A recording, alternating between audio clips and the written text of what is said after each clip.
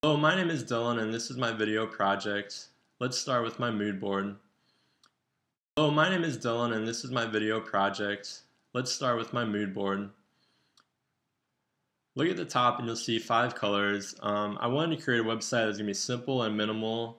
So I decided to focus on just 3 colors. I thought having those 5 could be a little bit too much for all the content that I wanted. Next, I wanted to find a font that was going to be kind of sleek, but also simple, but very professional and also elegant. So I found this font on the right, but I thought it was a little bit too boxy, but pretty close to what I wanted. The D's and U's were just a little too wide, and like I said, a little boxy. I finally chose Helvetica, and you can see that right underneath with my mood words that I chose for my mood board. Um, I thought this design text was very professional. I also added some line leading so you have some breathing room between text and just add some breathing room to the entire website. Next, let's take a look at this text box in the middle. I really like this text box because there's a drop shadow in the middle and the corners are also curved in and out. I like that because it looked a lot better than just plain text on a plain background. It stood out. This is a text box. This content is prominent. I also added some patterns to my website because I wanted to add some texture overall.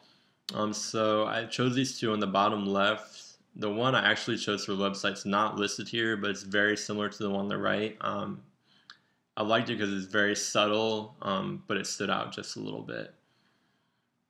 And I also wanted to add some subtle gradients, something that would be very minimal and hardly noticeable, but there just to add to the overall mood of the site. And so I found this picture in the bottom next to the newsletter.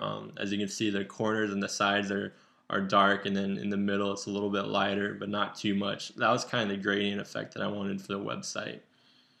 Finally, I chose this newsletter link at the bottom. I liked it because the input fields were minimal. There wasn't really a border or a drop shadow, and the finish button, the subscribe button, was very prominent. It was a different color, but also very simple and minimal. Alright, next let's take a look at design comps. We'll start with the home page. As you can see, there is a pattern on the background of the website, and if you scroll to the bottom you can see that it gets a little bit darker, and that's the gradient. I kind of like that because it kind of signifies, as it gets darker, you're getting closer to the bottom of the page. Also, you'll notice the text box at the bottom. There's also the drop shadow and the curved corners like from the mood board, and I really like that and was glad I was able to incorporate that into the design comp. Then towards the top you'll see the main navigation. There's also a slight gradient in that. I just wanted to do that so it stand out that, okay, this is a navigation menu, so users can obviously tell that when they get to the website. As you can see, there's still quite a bit of information, but it's not too much, and everything is spread out pretty evenly. There's quite a bit of breathing room between different text areas and content on the page. Now let's take a look at the registration page. As you can see, it kind of follows the same template, same header, same navigation menu, same footer. But when we get to the main content, as you can see, this is very similar to what we had on the mood board. There's no border, no drop shadow on the input fields. Very simple, just all the same color. Then also a very prominent done button that says submit. So when you get to this page, it's simple, easy to navigate. You know what you got to fill out and how to fill it out. So not much effort on the consumer, which is good for us because that helps us get more clients.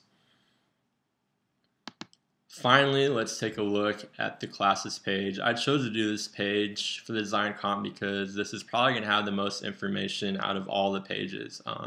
As more classes get added, that table is going to expand, obviously.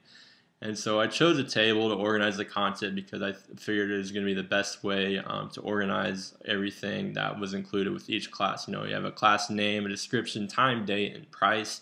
If you just put those all in the paragraphs, it's going to be hard, and people don't want to sort through all that information just to find what time it's going to be or what day.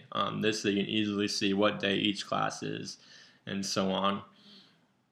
At the bottom is also a cancellation policy in a text box, very similar to the one on the home page. It has the curved corners and the drop shadow. As you can see, the cancellation policy and class schedule boxes are different colors. I did that for a reason, and that's I didn't want those to be considered the same thing. Although they are similar, they relate to each other. The class schedule needs to be known. This is the class schedule. Then the cancellation policy is a separate part of the page, and people need to see that that's prominent as well. And so that's why I chose the two different colors. And that's my design comp and mood board. Thank you.